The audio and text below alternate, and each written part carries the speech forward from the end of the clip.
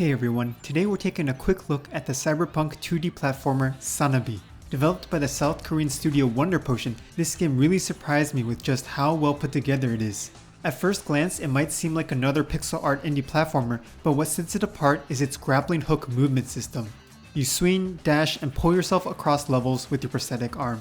It sounds simple, but in practice it feels incredible. The movement is so smooth and satisfying that I'd say Sanabi can stand toe-to-toe with genre giants like Celeste and Super Meat Boy.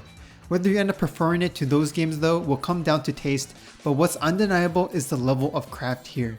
It's clearly a labor of love with a strong vision behind it. So should you play Sanabi? Let's break it down.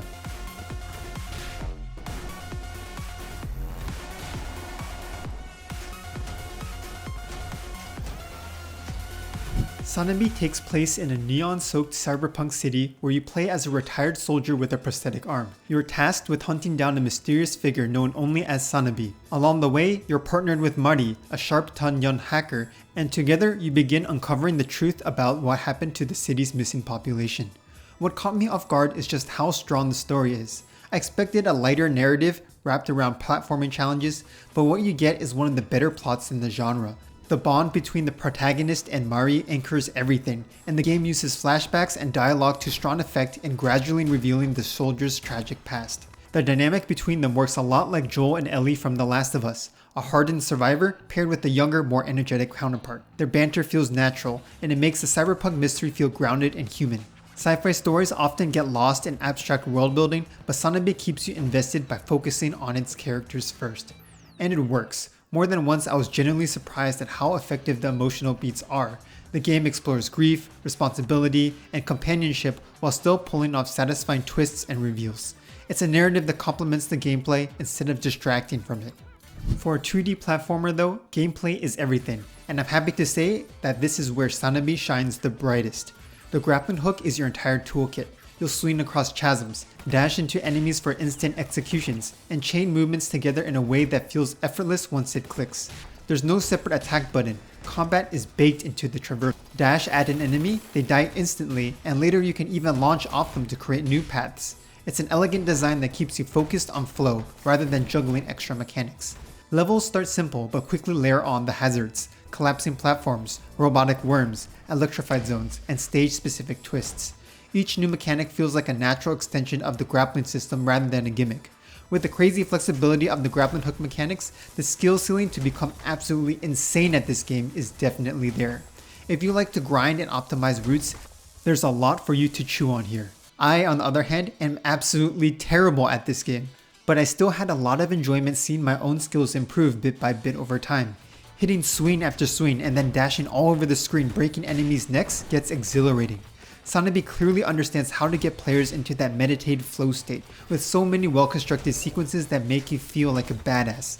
I will say though that there were some moments of frustration that did take me out of the moment, like the red area obstacles that can chain stun you to death, or brutal gauntlet sections without many checkpoints that forced me to confront my own ineptitude. Most of the time though, my deaths were on me, but sometimes uneven difficulty from map to map was a little annoying to deal with.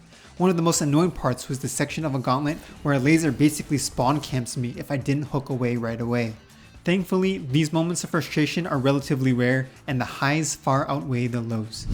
Boss encounters are another highlight. Instead of breaking the flow with traditional hitbox whittling fights, they're designed as extended platforming challenges.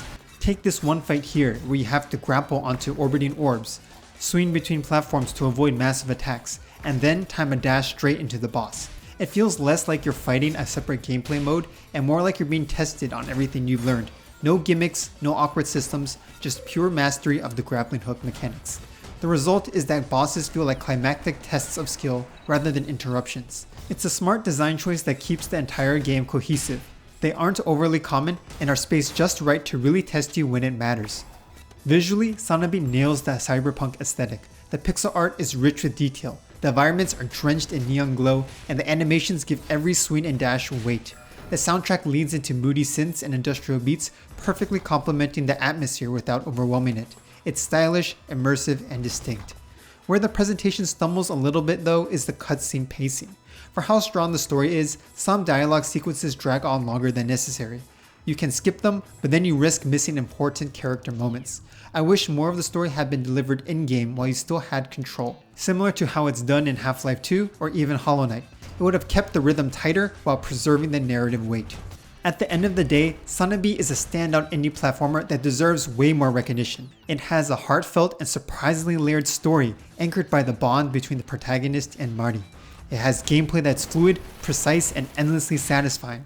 Boss encounters that challenge your mastery without ever breaking the core mechanics, and this is all wrapped up in a sleek cyberpunk presentation that feels both stylish and purposeful. Yes, the pacing can be a little bit uneven, and yes, there are some frustrating difficulty spikes, but those are small blemishes on what is otherwise a polished and memorable experience. Even as someone who's not the biggest fan of the 2D platforming genre, I found myself hooked. The grappling system alone is reason enough to give it a try, and the emotional weight of the story is just icing on the cake. If you enjoy platformers or want to see a fresh take on the genre, Sanabi is absolutely worth checking out. Hey, thanks for watching to the end of the video. If you enjoyed this kind of content, please consider liking and subscribing to help support the channel, and I'll see you in the next one.